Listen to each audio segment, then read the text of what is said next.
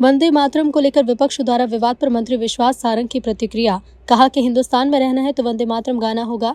वंदे मातरम राष्ट्र के सम्मान का सूचक है। वंदे मातरम को आत्मसात करते हुए अनेक क्रांतिकारियों ने देश की आज़ादी के लिए अपना सर्वस्व न्यौछावर कर दिया। वंदे मातरम आज़ादी और आज़ादी की लड़ाई के संघर्ष का प्रतीक है।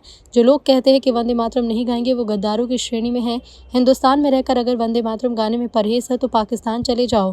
फिरका पस्ती की बातें करना, धार्मिक उन्माद फैलाना, तुष्टीकरण की राजनीति कर चुनाव लड़ने अब देश में नहीं चलेगा। जो वंदे मातरम नहीं गाता वो गद्दार है। ये धर्म विशेष का मामला नहीं। अब्दुल कलाम और अशफाक उल्लाह ने भी वंदे मातरम गाया। इस प्रकार की बातें करके धार्मिक उन्माद फैलाना चाहते हैं तो नहीं चलेगा। गद्दारों को यदि वंदे मातरम गाने में परहेज है तो पाकिस्तान की नागरिकता लें। हिंदुस्तान में रहना है तो वंदे मातरम गाना ही होगा। वंदे मातरम ये राष्ट्र के सम्मान का सूचक है। वंदे मातरम ये वो राष्ट्रीय सम्मान है जिसको गाते हुए, गुनगुनाते हुए, आत्मसात करते हुए हमारे करोड़ों करोड़ों क्रांतिकारियों ने इस देश की आजादी के लिए अपना सर्वस्व न्यौछावर किया। ये वंदे मातरम आजादी का प्रतीक है, आजादी की लड़ाई के संघर्ष का प्रतीक है। जो लोग ये कहते हैं कि वंदे मातरम नहीं गाएंगे वो गद्दारों की श्रेणी में है। और यदि हिंदुस्तान में रहकर वंदे मातरम गाने में परहेज है तो पाकिस्तान चले जाओ।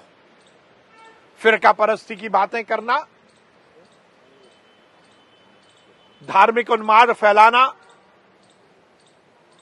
तुष्टीकरण की राजनीति करके चुनाव लड़ना और जीतने की कोशिश करना, यह अब इस देश में नहीं चलेगा। मैं फिर कहूंगा, जो वंदे मातरम नहीं गाता वो गद्दार है। ये धर्म विशेष का मामला नहीं है।